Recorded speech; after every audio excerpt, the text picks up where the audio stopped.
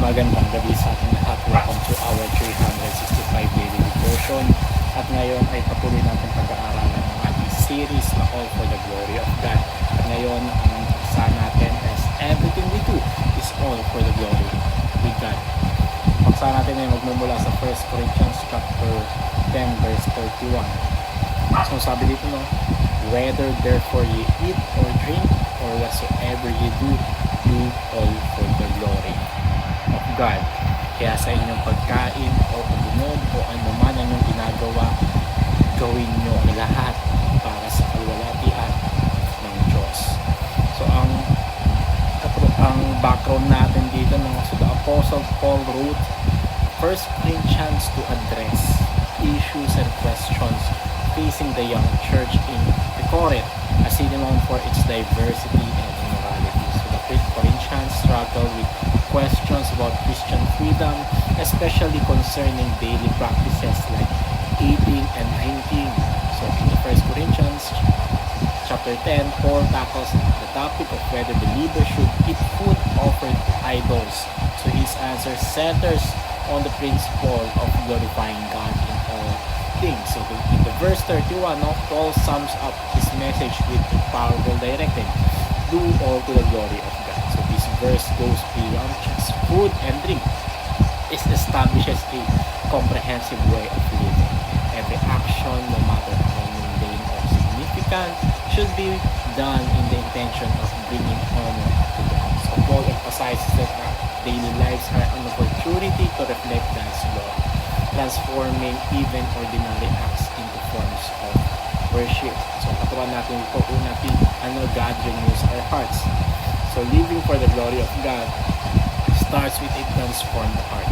So the Bible teaches that God renews us from the inside out. So in Ezekiel 36:26, God says, a new heart also will I give you, and a new spirit will I put within you.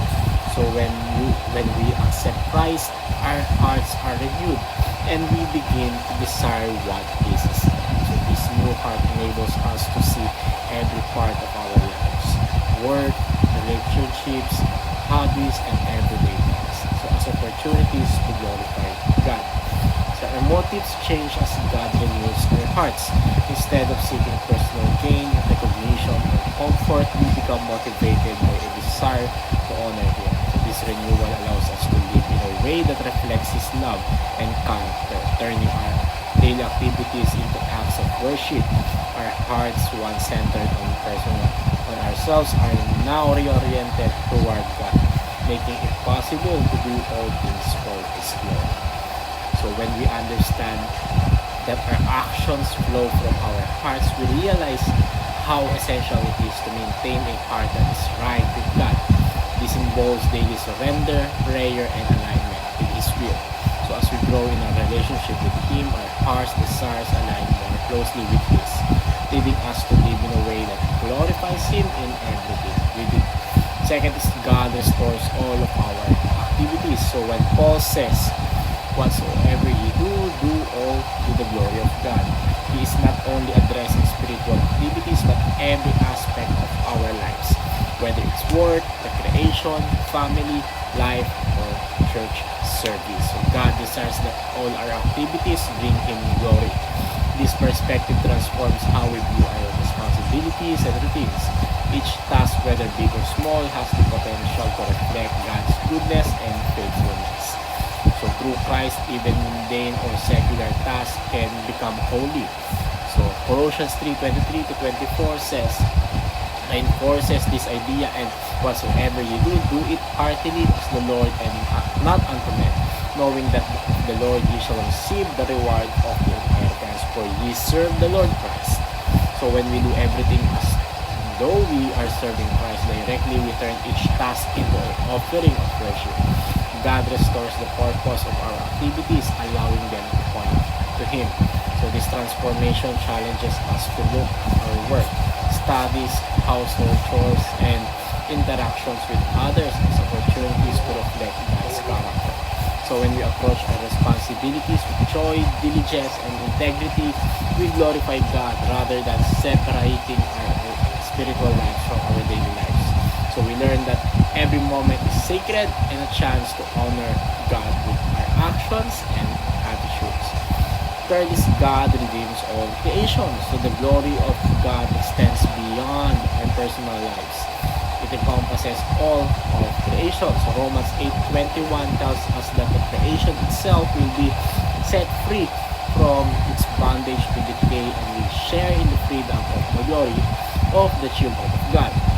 So God's redemptive plan includes the restoration of creation, a vision where everything is brought under His reign and reflects His glory. So as believers, we are called to participate in this redemptive mission. Our role is to steward the earth, to care for the environment, and honor God's creation. So Psalm 24:1 reminds us the earth is the Lord's and fullness thereof. So when we take care of the earth, we acknowledge that it belongs to God and it demonstrates our respect for His handiwork. So we can also redeem creation by using our talents, resources, and opportunities to bring positive change. So by living in ways that promote justice, peace, and love, we reflect God's character and contribute to His work of redemption. So as we engage in this mission, we demonstrate the transformative power of the gospel, showing that God's glory can shine in all parts of the world. So what is our application here? So first is to dedicate our hearts for the glory of God. Our actions stems from the state of our hearts to glorify God in all things. So we must first dedicate our hearts to Him. Spend time each day in prayer, asking God to renew your heart and align your desires with His. So allow His word to shape your motives and perspective so that you seek to honor Him in every part of your life. So remember that dedicating our hearts to God is a daily commitment. So there will be moments when we fall short, but God's grace is sufficient. So when we make it a priority to surrender, our hearts will find that honoring God becomes a natural outflow of our lives. Our renewed hearts will seek His glory above all things. Second is to offer all of our activities as a form of worship. So to glorify God in everything, we need to see our daily activities as opportunities for worship. So whether you're at work, school, or home, approach each task as a way to serve God. Do your best, work with integrity, and approach every responsibility with a thankful heart. Recognize that when you offer your activities to God, they become holy and purposeful. Challenge yourself to look for ways to glorify God in your routine. Speak kindly to others, show patience, and work with excellence so that your actions demonstrate the love and joy of Christ. So when people see how you live or you live and work, they may be drawn to you, God's light through you. Remember that even in the simplest actions can honor God when done with a heart of worship. Lastly is to look at creation as a mission to redeem. So as stewards of God's creation, we are called to care for His environment and promote justice and peace. So this might mean being mindful of our impact on the earth, supporting sustainable practices, or advocating for those who are vulnerable. Each act of stewardship reflects God's care for His creation and contributes to His redemptive mission. So consider how you can make a positive difference in your community, volunteer, engage in acts of kindness, or use your resources to help those in need. So when we view creation as a mission to redeem, we see the world through God's eyes and seek to restore it. So to His glory, our actions when done with compassion and humility becomes a powerful testimony of God's love and redemption. So how can we offer our daily activities as a form of worship to God, no? So offering our daily activities as worship means adopting a mindset where everything we do is for the glory of God. So instead of viewing work, chores, and responsibilities as separate from our faith, we see them as extensions of our worship. Practically, this means being intentional with our time, treating others with respect, and approaching every task with a desire to honor God. So start dedicating your day to God in prayer. Ask Him to help you see each activity as a chance to bring Him glory. reflect on how you work, and relationships can show His love to others. So whether it's through kindness, patience, or excellence, let your actions be a reflection of God's character. As you make this a habit, you will find that worship becomes an integral part of your